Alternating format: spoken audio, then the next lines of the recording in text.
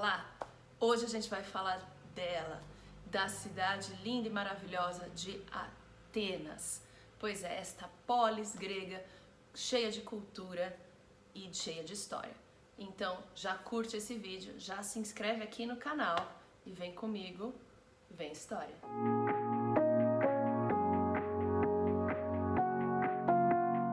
Atenas foi uma cidade fundada em homenagem à deusa Atena, deusa da sabedoria e da guerra justa. Essa cidade fica na região da Ática, ali na Grécia continental.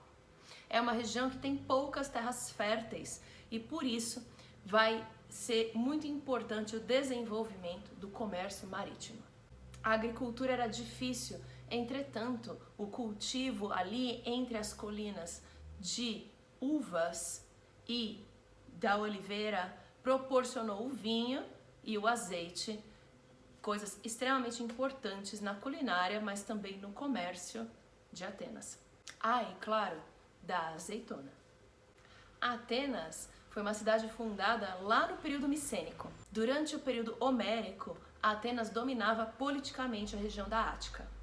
As poucas terras férteis ficavam concentradas nas mãos de poucas famílias, o que deixava uma parcela pequena da sociedade muito rica. Esta parcela pequena, então, chamada de aristocracia. Sim, o primeiro governo lá de Atenas foi uma aristocracia. Somente essas pessoas ricas, proprietárias dessas terras, que tomavam as decisões políticas de Atenas.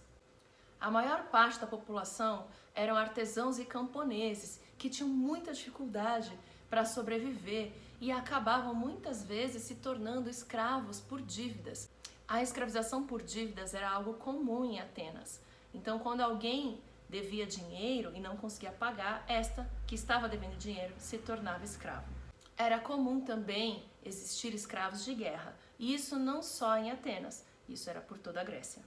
E é muito importante dizer que a escravidão no mundo antigo nada tem a ver com a escravização moderna das colônias europeias na América, tá?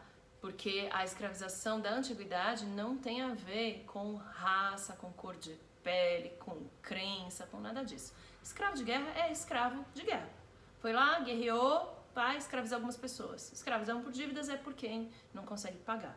Então a lógica da escravização na antiguidade não é a mesma da escravização moderna, ok? Com o crescimento do comércio marítimo vai surgir uma classe social de pessoas mais enriquecidas graças ao comércio e também muitas revoltas de camponeses e de escravizados por dívidas vão começar a acontecer em Atenas, o que vai pressionar essa aristocracia ateniense, que vai acabar fazendo reformas políticas. São duas pessoas importantes. Foi no século VI a.C. que Solon, um aristocrata, propôs e conseguiu que fossem aprovadas algumas reformas. As reformas de Solon eram, primeiro, o fim da escravização por dívidas, a criação de um tribunal popular para questões de justiça. Ele também conseguiu criar a Eclésia, que era uma assembleia em que todo cidadão ateniense acima de 18 anos podia participar, e também a criação da Bulé, que era um conselho formado por 400 homens eleitos que proporiam leis para Atenas. Leis essas que seriam votadas na Assembleia. Essas mudanças foram importantes, porém a aristocracia ateniense ainda tinha muito poder, e é aí que vai vir uma reforma muito importante, a reforma de Clístenes. Foi Clístenes em 409 a.C. que criou uma lei dizendo em que todo cidadão ateniense tinha os mesmos direitos e todo mundo ali que era ateniense seria considerado cidadão. E é aí que a gente diz que está criada a democracia ateniense. Mas atenção! A democracia ateniense não é igual à nossa democracia. A democracia ateniense tem duas características muito importantes. Ela era direta e ela era restrita. Vamos entender aqui essas duas características. Uma democracia direta é quando o cidadão vai ele mesmo até o local das votações, das decisões, e ele mesmo vota se ele quer ou não aquela determinada decisão, aquela determinada lei, tá? Hoje no Brasil, por exemplo, a nossa democracia ela é indireta.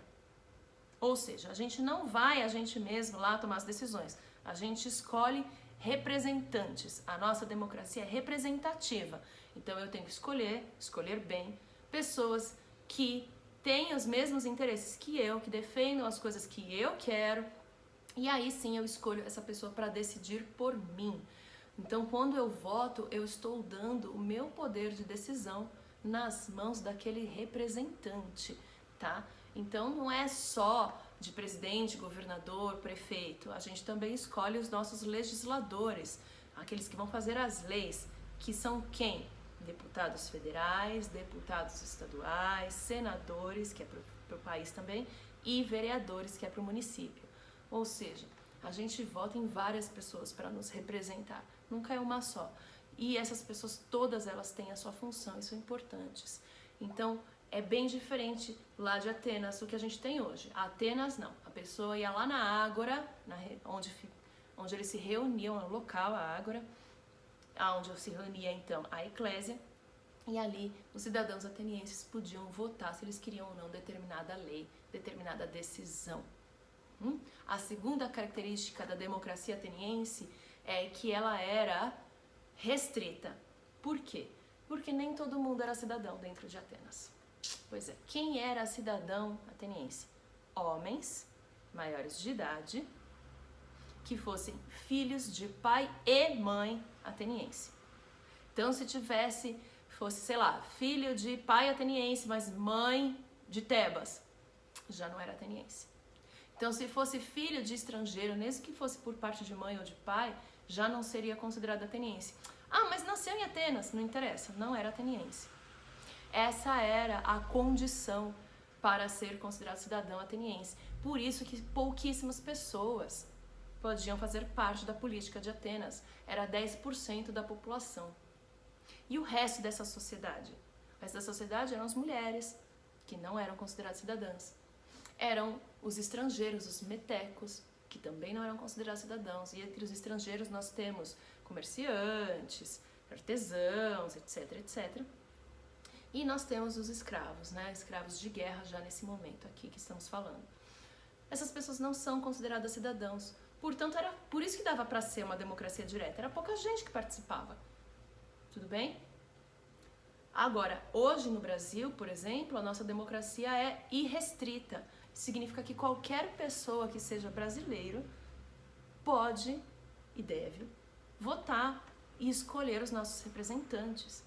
Então hoje qualquer pessoa, não importa a cor de pele, não importa o gênero, não importa quem seja essa pessoa, se ela tem 1000 diplomas ou se ela é analfabeta, ela tem o direito de escolher quem é que vai governá-la. Ela tem o direito de escolher as pessoas que vão governá-la.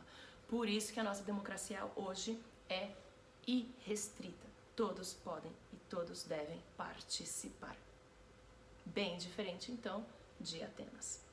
Por isso que a gente fala que a democracia ateniense não era lá as 1000 maravilhas. Ai, Atenas foi a mãe da democracia. É, mais ou menos. Porque a democracia ateniense tinha vários problemas. Para quem não sabe, a própria palavra democracia significa poder do povo. Demo, povo, crácia, poder. A sociedade ateniense era dividida em 3 classes sociais. Os eupátridas, que eram os cidadãos, que eram os donos das terras, e também eram os grandes comerciantes. Nós temos também os metecos, que eram os estrangeiros, aqueles que não tinham origem ali em Atenas. Esses eram homens livres, comerciantes e artesãos. E nós tínhamos finalmente os escravos, que eram escravos de guerra. E esses podiam trabalhar para qualquer pessoa ali de Atenas. Atenas era uma sociedade que valorizava muito o pensamento racional, a filosofia e as artes. A educação das meninas era basicamente feita no gineceu, que é um quarto onde as mulheres tinham dentro das suas casas, era um quarto só para as mulheres, os homens não podiam entrar. E elas aprendiam as tarefas domésticas, aprendiam também poemas, ler e escrever. e a tocar algum tipo de instrumento. A gente tem que lembrar que a sociedade grega era bem machista e considerava a mulher inferior ao homem, inclusive inferior intelectualmente. Mulher servia para ter filhos. Era assim que os gregos acreditavam. Já os meninos atenienses recebiam uma educação mais completa. Eles eram educados para ler e escrever, mas também eram educados em história, filosofia e política.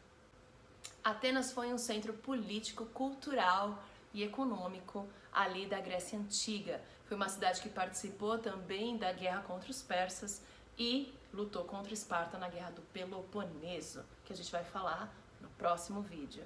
Então, se você gostou de conhecer um pouco mais de Atenas, já curte esse vídeo, se inscreve no canal para saber todas as novidades e fica ligado que vem muita coisa boa por aí. Beijos e tchau!